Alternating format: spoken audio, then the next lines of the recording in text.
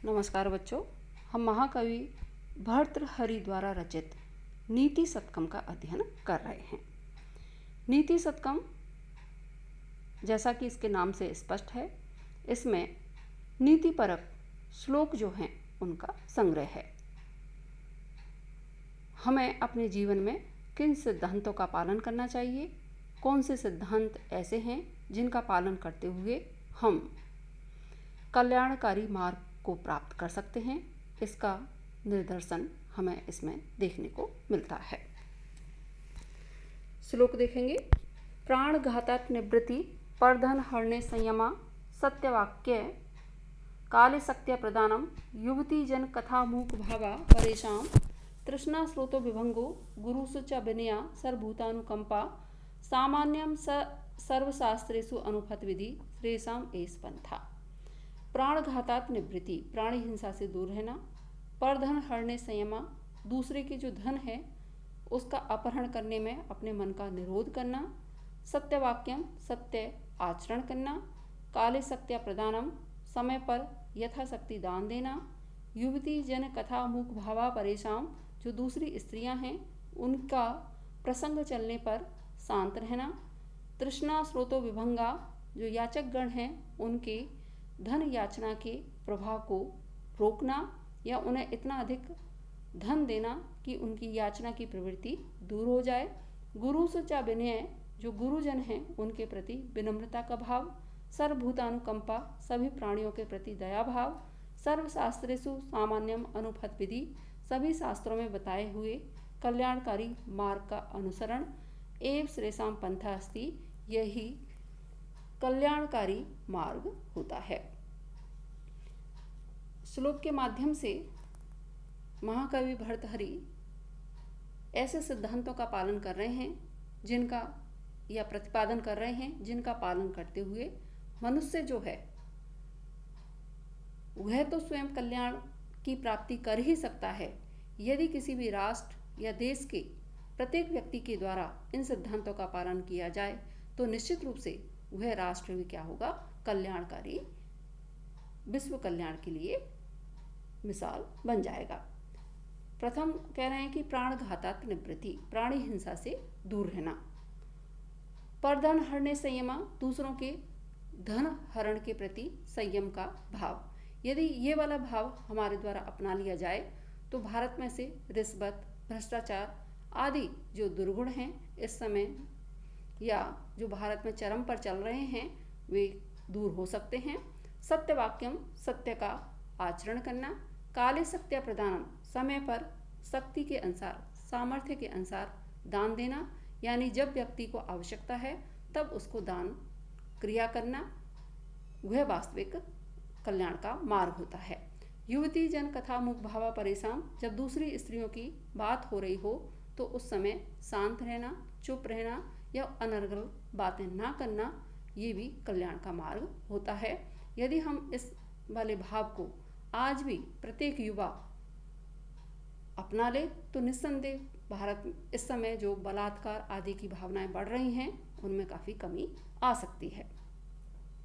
तृष्णा स्रोतो विभंगो, क्या कह रहे हैं कि जो याचक गण हैं उनके जो याचना की जो तृष्णा है उसको विभंगो, दूर कर देना, यानी उनको इतना धन देना कि उनकी याचना की प्रवृत्ति शांत हो जाए या मांगने की प्रवृत्ति दूर हो जाए। गुरुसु च विनय, और जो हमारे गुरुजन हैं, अग्रजन हैं, उनके प्रति विनम्रता का भाव। सर्वभूतानुकंपा, सभी प्राणियों के प्रति दया भाव। सामान्य सर्वशास्त्रेषु अनुपत विधि, सभी शास्त्रों में बताए हुए जो सिद्धांत हैं उनका पालन करना। श्रेयसाम ऐसा पंथा, जो कल्याणकारी व्यक्ति हैं, जो कल्याण की इच्छा रखते हैं, उनके लिए यही मार्ग अवलंबनीय है या धारण करने योग्य है।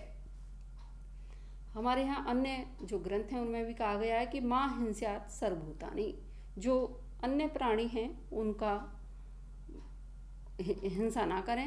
अहिंसा परमो धर्मा, अहिंसा ही क्या है, परम धर्म है। अधर्मा प्राणिनाम वधा, इस तरह से हमारे यहाँ प्राणी हिंसा की बात सारे कई जो शास्त्र हैं उनमें हमें प्राप्त होती है। फिर कह रहे हैं परधन हरणे संयमा, तो कहा गया है कि पर द्रव्याणि लोष्टवत, दूसरों का धन कैसा है, लोष्ट के समान होता है। सत्यम वद धर्मम चर सत्यवाक्यम, जो कहा जा रहा है कि हमें सत्य बोलना चाहिए, धर्म का आचरण करना चाहिए। और काले सत्य प्रदानम, जब किसी को आवश्यकता हो उस समय दान करना चाहिए। साथ में कहा जा रहा है कि युवती चन कथा मूक भावा परेशान, तो हमारे यहाँ कहा गया है कि स्वप्ने अपि अन्य वधु कथाम, मतलब जो स्वप्न है उसमें भी अन्य जो स्त्रियां हैं उनके विषय में हमें क्या रहना चाहिए, कथा भाव नहीं करना चाहिए या मूक रहना चाहिए। और तृष्णा स्रोत विभंगो, जो याचक गण हैं उनको इतना अधिक दान देना कि उनकी जो मांगने की प्रवृत्ति है वह दूर हो जाए। साथ में जो हमारे अग्रज हैं, जो हमारे लिए आदरणीय हैं, उनके प्रति विनम्रता का भाव हमें कल्याण की ओर ले जाता है। सर्वभूतानुकंपा, सभी प्राणियों पर दया भाव रखना, ये भी कल्याण का मार्ग है। और सभी शास्त्रों में बताए हुए जो सामान्य नियम हैं उनका पालन निश्चय ही कल्याण के मार्ग को प्रशस्त करता है। प्रस्तुत जो श्लोक है इसमें सृगधरा नामक छंद है। सृगधरा का लक्षण है मृगनई यानाम त्रयेण त्रिमुनि यतियुता सृगधरा कीर्तितेयम्। आगे श्लोक देखेंगे। प्रारभ्यते न खलु विघ्न भय नीचै, प्रारभ्य विघ्न विहता विरमन्ति मध्या, विघ्नै पुनः पुनः अपि प्रतिहन्यमाना, प्रारब्धम उत्तम गुणा न परित्यजन्ति। क्या करें, नीचै, जो निम्न प्रकृति के व्यक्ति होते हैं वे विघ्न बहन, जो विघ्न हैं, कष्ट हैं, उनके कारण जो कोई भी कार्य है ना प्रारब्ध थे उसे प्रारंभ नहीं करते हैं। इसमें धैर्यवान जो व्यक्ति हैं उनके विषय में बताया जा रहा है कि जो धैर्यवान व्यक्ति होते हैं वो तो कैसे होते हैं, उन्हें तो जो काम उन्होंने प्रारंभ कर दिया फिर उसमें कितनी भी परेशानियां आए उनको जब तक पूर्णता की ओर नहीं ले जाते हैं तब तक उस कार्य से निवृत्त नहीं होते हैं। लेकिन जो नीच प्रकृति के व्यक्ति होते हैं वो उस कार्य को प्रारंभ ही नहीं करते हैं कि इस कार्य में इतनी अधिक परेशानी आएंगी तो हम इस कार्य को ही प्रारंभ नहीं करते हैं। दूसरे कह रहे हैं कि मध्या, जो मध्यम प्रकृति के व्यक्ति होते हैं वो कैसे होते हैं कि प्रारंभ तो कर देते हैं किसी भी कार्य को, लेकिन विघ्न विहता विरमन्ति, विघ्नों से जब परेशान होते हैं, कष्ट उन्हें परेशान करने लगते हैं तो बीच में ही उस कार्य को रोक देते हैं। लेकिन उत्तम गुणा, जो उत्तम प्रवृत्ति के व्यक्ति होते हैं या धैर्यशाली व्यक्ति होते हैं, वे प्रारब्धम, यदि उन्होंने कोई कार्य प्रारंभ कर दिया है तो विघ्न ही पुनः पुनः भी प्रतिहन्यमाना, विघ्नों के द्वारा बार बार परेशान किए जाने पर भी, प्रताड़ित किए जाने पर भी ना परित्यजन्ति, उससे विरत नहीं होते हैं। यहाँ पर कहने का अभिप्राय ये है कि जो कवि हैं वो ये कहना चाह रहे हैं कि इस संसार में जितने भी प्राणी हैं या मनुष्य हैं हम उनको 3 श्रेणियों में विभाजित कर सकते हैं। कौन कौन सी? अधम, मध्यम और उत्तम। अधम व्यक्ति कौन होते हैं? जो विघ्नों के भय से किसी कार्य को प्रारंभ ही नहीं करते। मध्यम प्रकृति के व्यक्ति कौन होते हैं?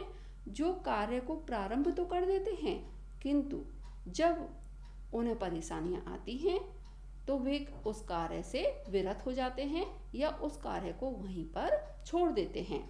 और उत्तम प्रकृति के व्यक्ति कौन होते हैं कि उत्तम व्यक्ति वे होते हैं जो अनेक प्रकार के विघ्नों से या कष्टों से प्रताड़ित होने पर भी अपने प्रारंभ किए हुए कार्य पर डटे रहते हैं और कार्य सिद्धि तक उसे छोड़ते नहीं हैं। एक बार अर्थ और देख लें।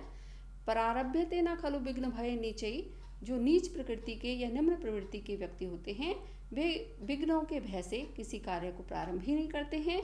मध्या प्रारभ्य विघ्न विहता भ्रमंती, और मध्यम प्रवृत्ति के जो व्यक्ति होते हैं वे विघ्नों से प्रताड़ित होने पर या परेशान होने पर कार्य को बीच में ही छोड़ देते हैं।